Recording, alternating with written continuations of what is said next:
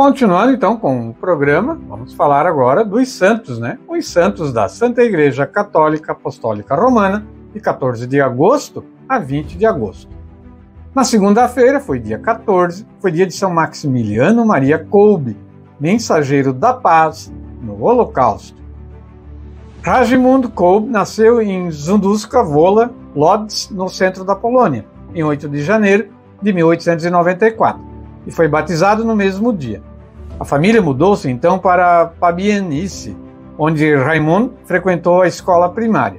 Sentiu o misterioso convite da Virgem Maria para amar generosamente Jesus e sentiu os primeiros sinais de uma vocação religiosa e sacerdotal. Em 1907, Raimund foi escolhido no Seminário dos Frades Menores Conventuais de São Leopoldo. Em 4 de setembro de 1910, iniciou o noviciado com o nome de Frei Maximiliano. E em 5 de setembro de 1911, fez a profissão de fé simples. Em 17 de fevereiro de 1941, Padre Maximiliano foi encarcerado na prisão de Pawiak, onde sofreu as primeiras torturas pelos guardas nazistas. E em 28 de maio, foi transferido para o infame campo de concentração de Auschwitz. A fé o fez, com extremo entusiasmo de amor, oferecer-se livremente para substituir um irmão prisioneiro condenado, juntamente com outros 9, em represália injusta, a passar fome. No bunker da morte, Padre Maximiliano fez ressoar com a oração o canto da vida redimida que não morre, o canto do amor, que é a única força criadora, o canto da vitória prometida, a fé em Cristo. Em 14 de agosto de 1941, véspera da festa da Assunção de Maria Santíssima, faleceu com uma injeção de ácido carbônico, né? São Maximiliano Maria Kolbe.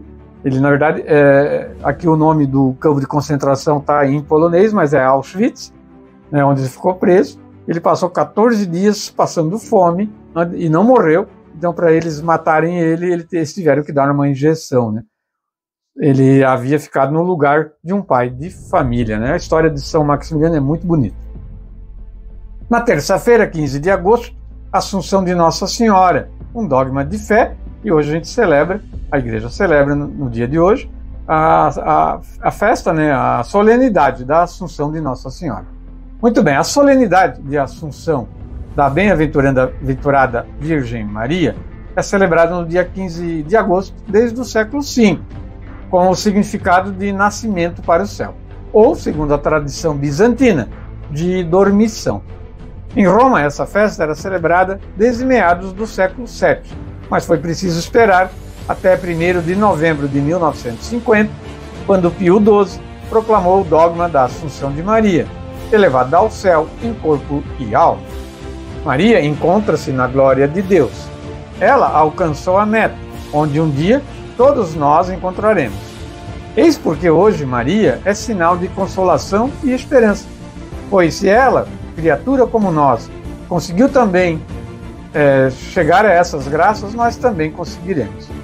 Mantenhamos nosso olhar e coração fixos naquela mulher que nunca abandonou seu filho Jesus e com ele agora goza da alegria e da glória celeste.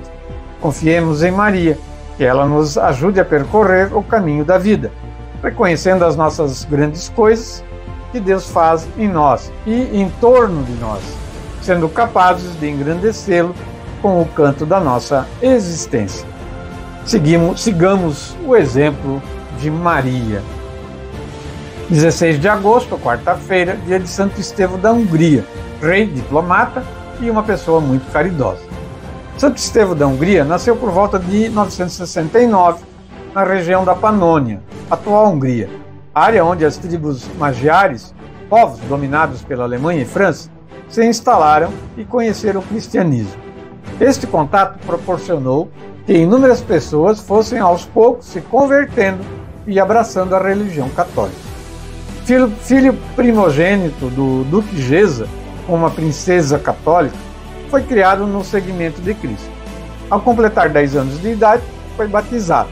Na cerimônia, teve a felicidade de ver seu pai, convertido, recebendo o mesmo sacramento. Santo Estevão é exemplo do que podem fazer todas as pessoas influentes na sociedade. A influência é dom de Deus e há de orientar-se sempre para o bem. O apostolado cristão é dever de todos os que foram dotados de riquezas, poder e autoridade. Muito hábil em política, o rei Estevão I faleceu em 1038. Devido aos seus grandes feitos, passou a ser venerado pelo povo húngaro, que fez do seu túmulo local de intensa peregrinação de fiéis, que iam agradecer ou pedir sua intercessão para graças e milagres. Esse foi então Santo Estevão da Hungria, também um grande rei. E dia 17 de agosto foi quinta-feira, dia de São Jacinto, sobrinho do bispo de Cracóvia. São Jacinto nasceu em Silésia, cidade localizada entre Breslau e Cracóvia, na Polônia, em 1183. Era sobrinho do bispo de Cracóvia. Desde cedo aprendeu a bondade e a caridade, despertando assim sua vocação religiosa. Jacinto foi um incansável pregador da palavra de Cristo e um dos mais pródigos colaboradores do estabelecimento da nova ordem naquelas regiões mais distantes de Roma. Foram 40 anos de intensa vida missionária.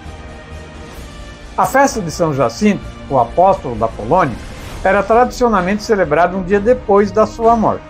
Contudo, em razão da veneração da Assunção de Maria, foi transferida para o dia 17 de agosto. No dia 15 de agosto de 1257, morreu no mosteiro de Cracóvia, Polônia, consumido pelas fadigas aos 72 anos de idade. Considerado pelos biógrafos uma das glórias da ordem dominicana. Foi canonizado em 1594 pelo Papa Clemente VII. Na sexta-feira, dia 18 de agosto, dia de Santa Helena, a mãe do imperador Constantino. Santa Helena, de família plebeia e pagã, nasceu em meados do século III, provavelmente em Drepamim, na Bitínia, no Golfo da Nicomédia, hoje Turquia. Essa cidade mais tarde foi chamada Helenópolis, em sua honra, pelo seu filho e futuro imperador Constantino. Segundo Santo Ambrósio, Helena exercia o cargo de estabulária, ou seja, a estalajadeira encarregada dos estábulos. A modéstia e a delicadeza de Helena levaram o jovem oficial, Constâncio Cloro, a apaixonar-se por ela, apesar do seu nível social mais elevado. No entanto, quis casar-se com ela, levando-a consigo para Dardânia, nos Balcãs. A jovem, que não tinha direito ao título honorífico do seu marido, foi uma esposa fiel. No ano de 280, em Naísso, na Sérvia, deu à luz ao filho Constantino. Santa Helena morreu em 329, aos 80 anos de idade, em um lugar não identificado. Ainda moribunda, foi assistida por seu filho, que depois levou seu corpo para a Via Labicana, em Roma, onde foi sepultado em um mausoléu em sua homenagem. Seu sarcófago de Porfírio, transportado ao Latrão no século XI, hoje está conservado no Museu do Vaticano.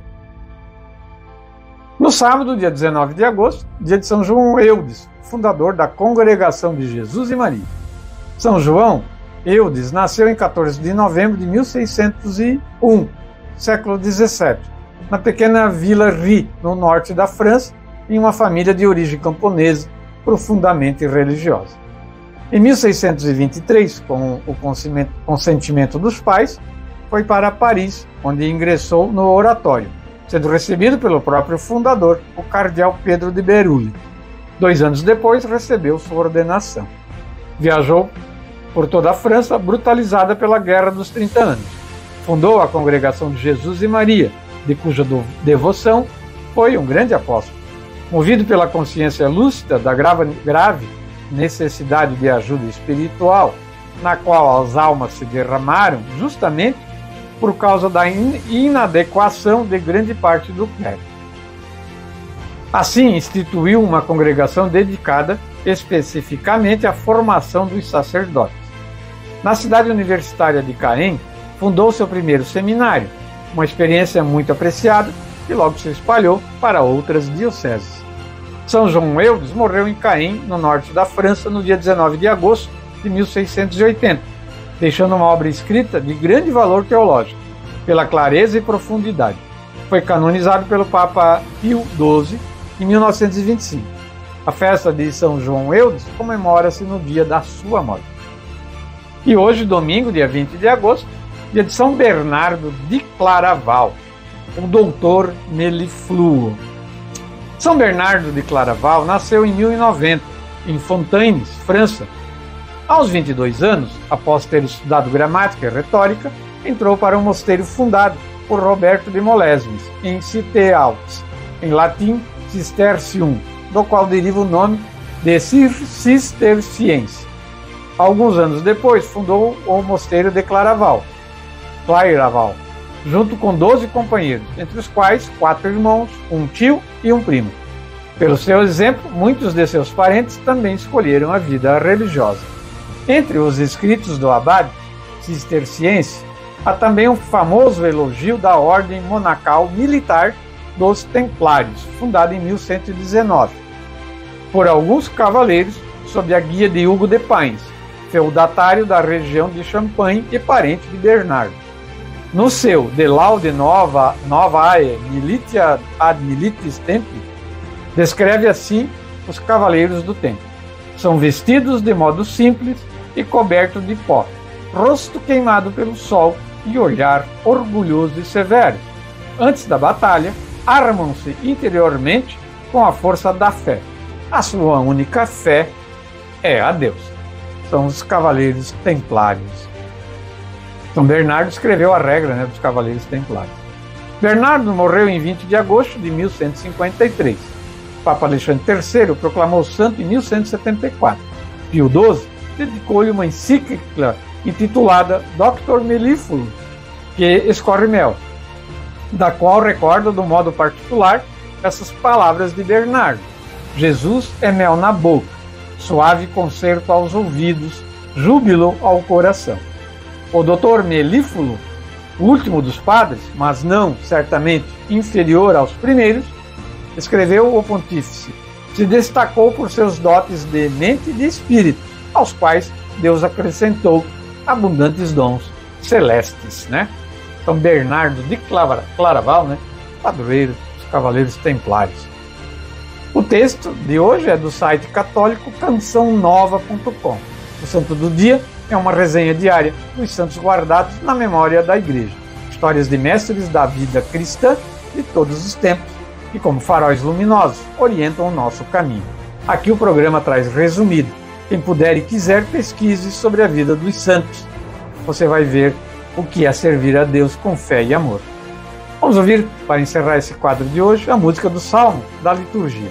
À vossa direita se encontra a rainha, com veste esplendente de ouro de Ofir. Se refere a Nossa Senhora.